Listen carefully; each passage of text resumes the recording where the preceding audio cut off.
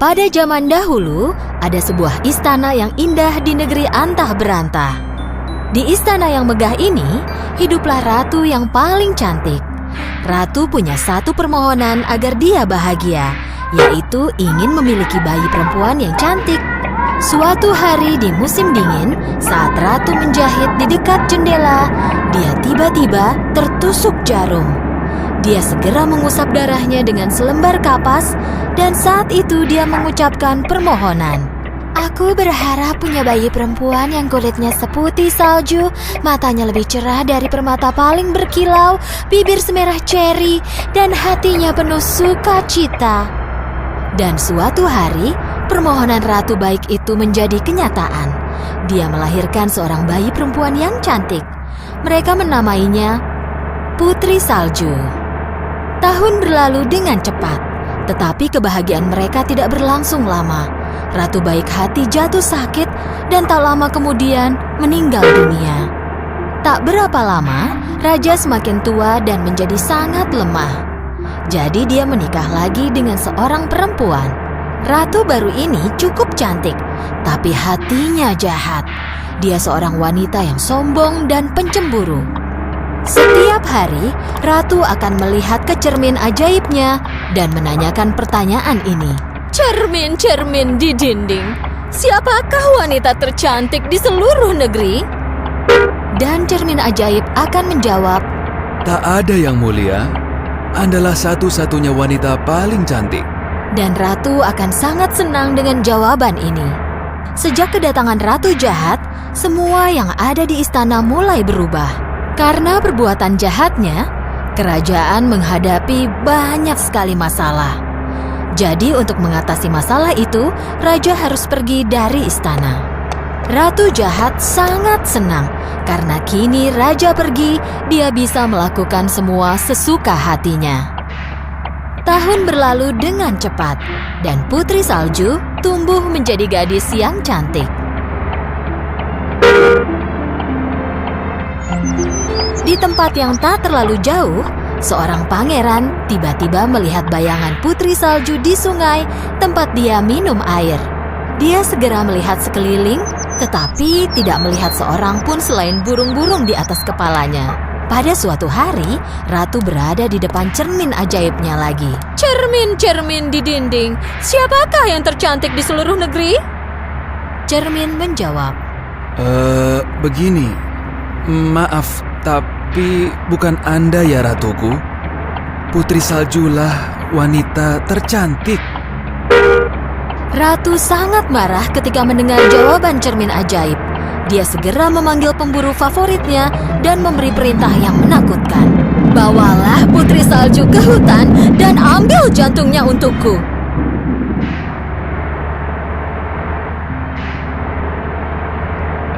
Prajurit membawa Putri Salju ke hadapan ratu. Selamat datang Putri Salju. Kupikir kau bosan di dalam istana. Pergilah cari udara segar di hutan. Jangan khawatir, pemburuku yang terpercaya akan menjagamu. Pemburu membawa Putri Salju ke dalam hutan. Dia harus melakukan apa yang diperintahkan ratu.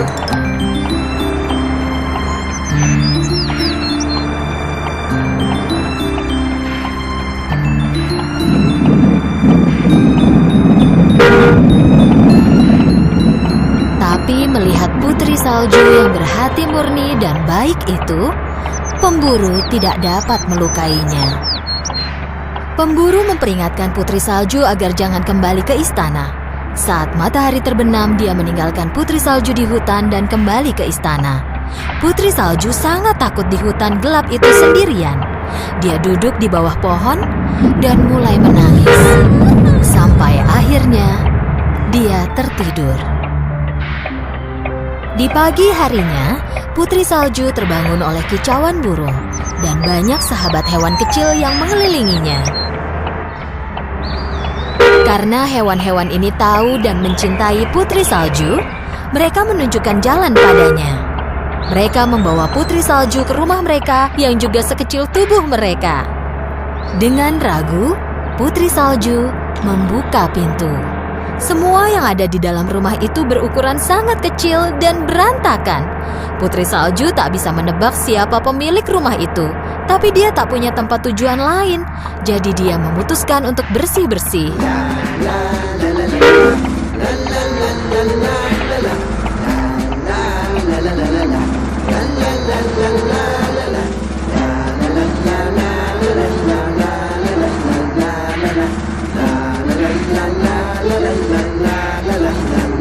Setelah bersih-bersih rumah dan membuatnya jadi nyaman dan tanpa noda, Putri Salju memasak menggunakan peralatan dapur yang kecil, lalu makan. Di rumah ini, sama seperti barang lainnya, tempat tidurnya juga berukuran kecil. Tapi Putri Salju sangat lelah. Dia hampir tertidur di tempat dia berbaring. Dia pikir tak akan ada bahaya yang menimpanya di tempat ini, lalu jatuh tertidur pada beberapa tempat tidur yang digabungkan. Di malam hari, 7 kurcaci yang merupakan pemilik rumah cantik itu pulang ke rumah setelah bekerja di pertambangan. Dan saat masuk, mereka sangat terkejut. Rumah bersih dan tercium aroma makanan lezat. Dopi ingin makan sup, tapi karena kecerobohannya, dia menumpahkannya di lantai. Dok mencoba memikirkan apa yang terjadi. Ada sesuatu yang mencurigakan dengan ini semua. Siapa yang melakukannya? Jika aku bisa tidur, aku yakin aku pasti tahu jawabannya. Kata Sleepy sambil menguap. Ketujuh kurcaci pelan-pelan naik ke atas. Saat mereka masuk ke kamar, mereka tak percaya pada apa yang mereka lihat. Di atas tempat tidur mungil mereka, terbaring seorang gadis yang sangat cantik. Mendengar suara-suara, Putri Salju terlonjak ketakutan dari tidurnya dan melihat 14 mata dari 7 kurcaci menatap ke arahnya. Akhirnya, dengan ragu-ragu, dia berkata, "Namaku Putri Salju. Maaf jika mengagetkan kalian. Aku tidak bermaksud jahat." Ya, kami yakin itu. Jika tidak, kau tak akan membersihkan rumah dan memasak untuk kami. Jawab Dok, lalu memperkenalkan diri mereka. Kami ini 7 kurcaci. Ini Happy, Grumpy, Dopey, Sneezy, Bashful, dan aku, Duck. Dan itu dia, Sleepy.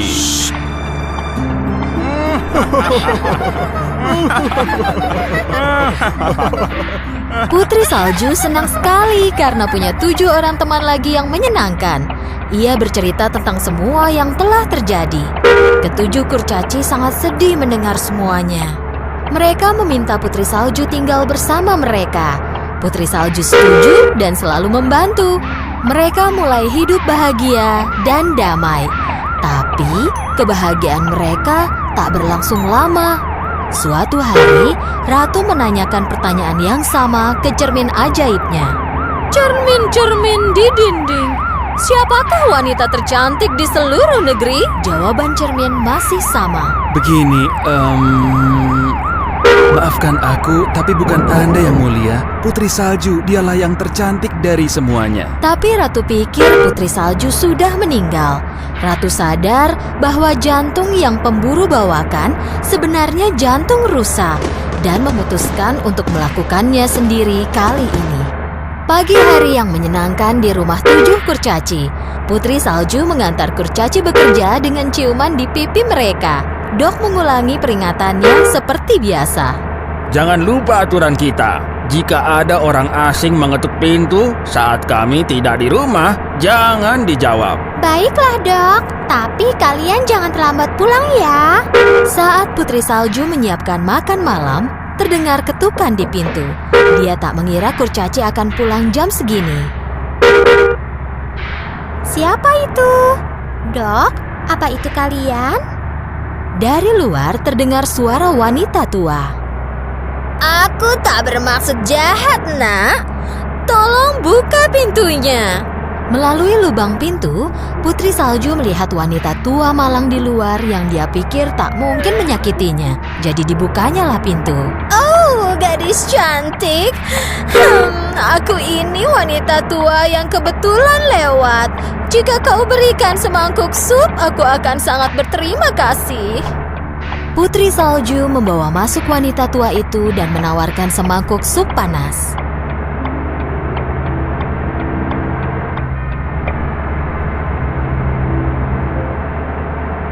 Terima kasih, sayang. Aku tak punya uang, tapi punya apel merah cerah paling lezat untukmu. Satu gigitan akan terasa seperti surga. Putri Salju menggigit apel itu karena penasaran. Dan setelah digigitnya, dia pingsan dan jatuh di lantai. Wanita tua itu tak lain adalah ratu jahat yang menyamar. Dan apel itu bukanlah apel surga, tapi apel beracun. Bahkan satu gigitan cukup untuk membuat Putri Salju tertidur, yang membuatnya tidak pernah bisa bangun lagi.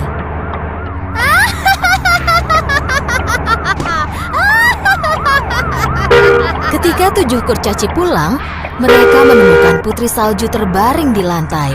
Dok menemukan apel dengan bekas gigitan. Apel yang dia makan ini pasti beracun. Ini pasti perbuatan ratu jahat. Putri Salju sangat cantik meski tertidur. Kurcaci menaruhnya di dalam kotak kaca yang terbuat dari permata mulia, dan mereka menaruhnya di atas bukit di mana semua temannya di hutan bisa melihatnya. Suatu hari pangeran datang ke hutan itu tempat Putri Salju tertidur. Teman-teman Putri Salju menunjukkan jalan dan membawa pangeran ke kotak kaca tempat Putri Salju tertidur. Pangeran tak percaya pada apa yang dia lihat. Putri cantik yang bayangannya pernah dia lihat di sungai dan terus muncul dalam mimpinya, kini terbaring tepat di hadapannya. Dia mengangkat tutup kotak itu dan mencium Putri Salju. Saat itu juga, mimpi Putri Salju dan pangeran menjadi kenyataan. Cinta mereka mengalahkan kutukan dan Putri Salju membuka matanya. Di saat yang sama, setelah tahu apa yang terjadi pada putrinya, Raja memecahkan cermin ajaib dan mengusir ratu jahat sejauh mungkin dari istana. Putri Salju akhirnya kembali ke istananya dan berkumpul lagi dengan ayahnya. Putri Salju dan pangeran melakukan pernikahan yang megah. Raja, Putri Salju, pangeran, dan 7 kurcaci, mereka semua pada zaman dahulu hiduplah sepasang suami istri di negeri antah berantah. Mereka tidak punya anak, tapi sangat menginginkan seorang bayi perempuan. Setelah beberapa waktu, sang istri pun mengandung. Pada suatu hari, saat sang istri itu melihat keluar jendela, dia melihat kebun selada yang cantik milik tetangganya. Sejak saat itu, dia selalu membayangkan dirinya memakan selada itu. Aku akan mati jika tak memakan selada itu. Sang istri tidak mau makan dan badannya pun menjadi kurus. Hingga suatu hari, suaminya menjadi sangat khawatir. Sang suami berjanji akan membawakan seikat selada untuk istrinya. Jangan khawatir sayang, aku akan pergi dan membawakanmu selada. Tapi kau tahu, itu sangat berbahaya. Rumah tetangganya itu adalah milik seorang penyihir. Dan kebun itu dikelilingi oleh tembok yang tinggi. Tak seorang pun yang berani masuk ke sana. Sang suami mengumpulkan segenap kekuatannya dan memanjat tembok. Dia memasuki kebun dan memetik segenggam selada.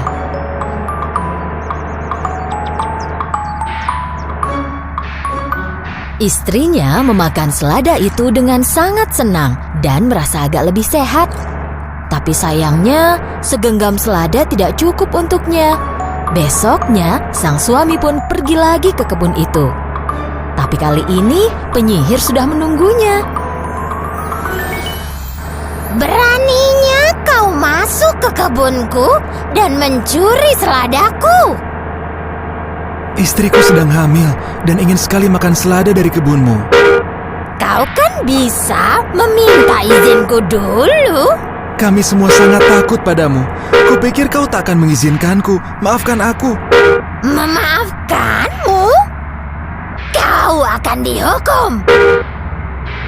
Jika istriku tak bisa makan selada, dia akan sakit dan tak akan bisa melahirkan. Tolonglah.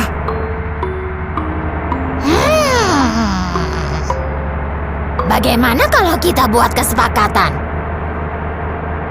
Kau bisa ambil selada sebanyak yang kau mau, tapi hanya dengan satu syarat. Begitu bayimu lahir, kau akan menyerahkannya kepadaku. Karena ketakutan, sang suami segera menerima kesepakatan itu.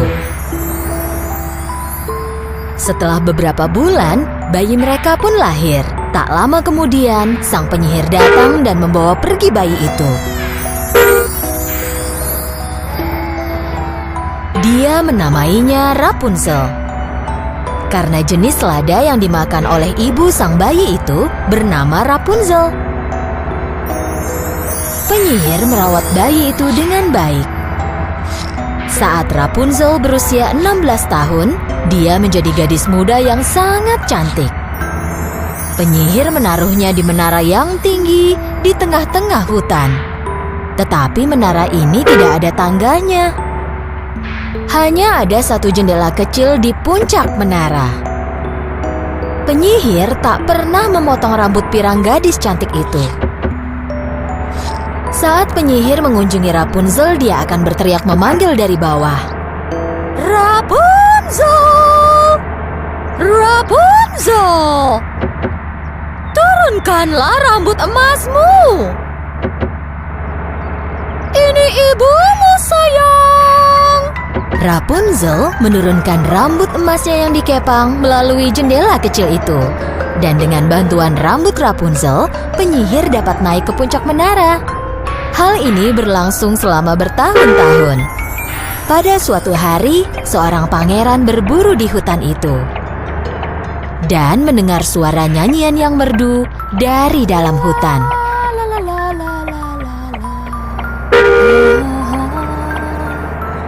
Suara yang sangat merdu. Pikir pangeran, lalu mengendarai kudanya mencari suara yang indah itu. Ketika dia tiba di menara tempat Rapunzel tinggal, dia melihat ke kiri, lalu ke kanan, tapi tak melihat ada tangga atau apapun untuk bisa naik ke puncak menara.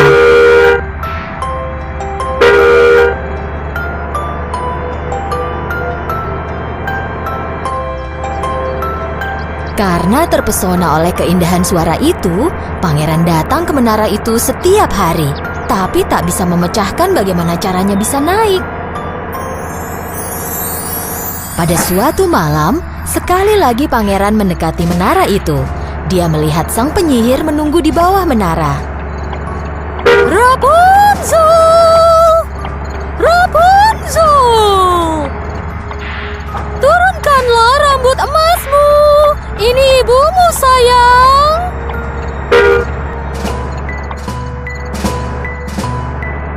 Rapunzel menurunkan rambut emasnya yang dikepang melalui jendela kecil itu. Dan dengan bantuan rambut Rapunzel, penyihir dapat naik ke puncak menara.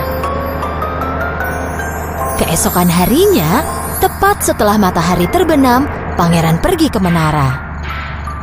Dengan mengubah suaranya, Rapunzel! Rapunzel! Turunkanlah rambut emasmu. Ini ibumu, sayang.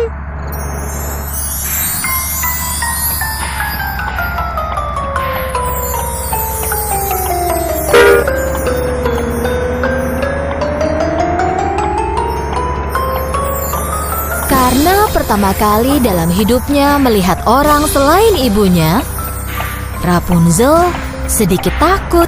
Kau bukan ibuku, kenapa kau datang kemari? Kau tak perlu takut.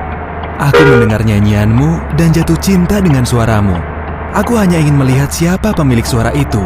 Rapunzel menyukai ucapan sang pangeran dan rasa takutnya pun hilang. Untuk sesaat, semuanya berjalan lancar dan penyihir tidak menyadari apapun. Akhirnya pada suatu hari, pangeran melamar Rapunzel. Apa kau mau menikah denganku? Rapunzel menerima lamaran pangeran tampan itu dengan sangat senang.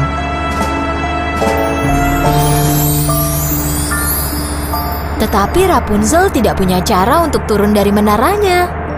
Tiba-tiba, dia punya ide cemerlang. Pangeran mulai membawakan sepotong kain setiap kali dia datang ke menara. Rapunzel mengikatkan potongan kain itu sehingga menjadi tali. Tapi pada suatu hari, Rapunzel membuat kesalahan besar dan tak sengaja mengucapkan, "Ibu, pangeran memanjat rambutku lebih cepat daripada ibu." "Pangeran mana? Pangeran mana?" Saat itulah penyihir menyadari bahwa ada yang mencurigakan dan mulai membentak Rapunzel. "Kenapa kau tega mengkhianatiku?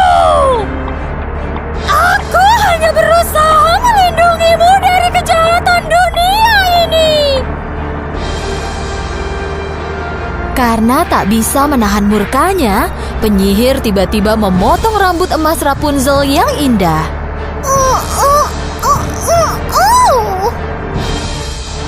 Lalu mengirim Rapunzel ke gurun di tempat yang sangat jauh. Malam itu, penyihir tinggal di menara dan menunggu pangeran tiba. Tak berapa lama, dia mendengar pangeran dari bawah menara. Rapunzel, Rapunzel, turunkanlah rambut emasmu. Ini aku, pangeran. Penyihir menurunkan rambut Rapunzel yang dipotongnya. Tanpa tahu apa yang menunggunya, pangeran mulai memanjat. Saat tiba di puncak, dia melihat penyihir dan bukannya Rapunzel. Pangeran menduga telah terjadi sesuatu yang buruk. Saat penyihir mulai menyerangnya, sang pangeran terdorong ke belakang dan jatuh dari menara.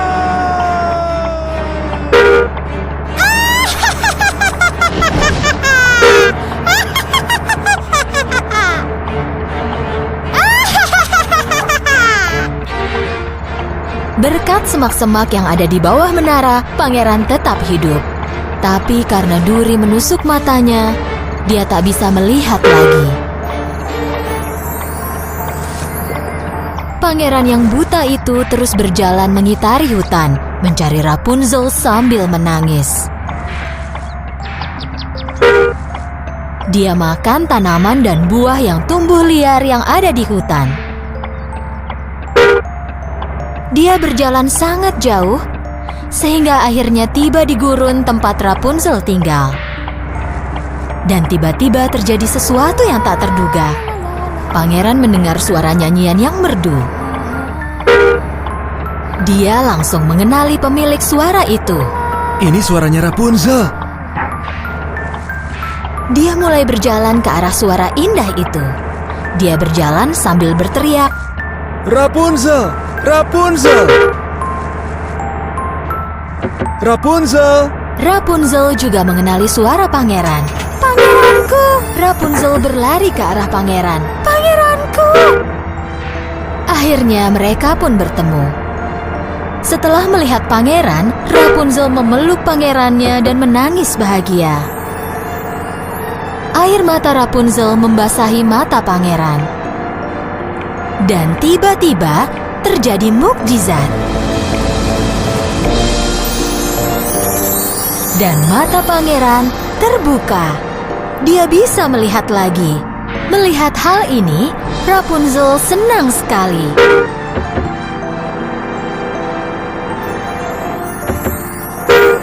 Mereka pun kembali ke kerajaan sang pangeran dan disambut dengan sukacita.